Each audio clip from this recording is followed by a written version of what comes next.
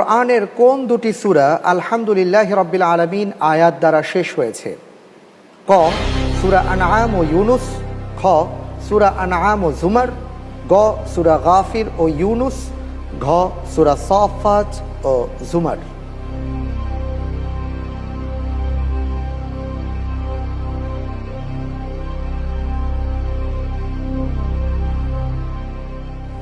এই প্রশ্নের উত্তর হবে সূরা গাফির ও ইউনুস। সূরা গাফির ও ইউনুস লক করে দেব। জি,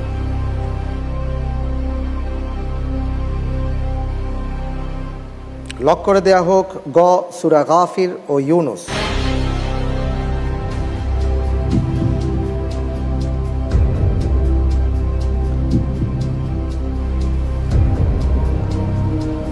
আপনি যে উত্তরটি দিয়েছেন গ সূরা গাফির ও ইউনুস,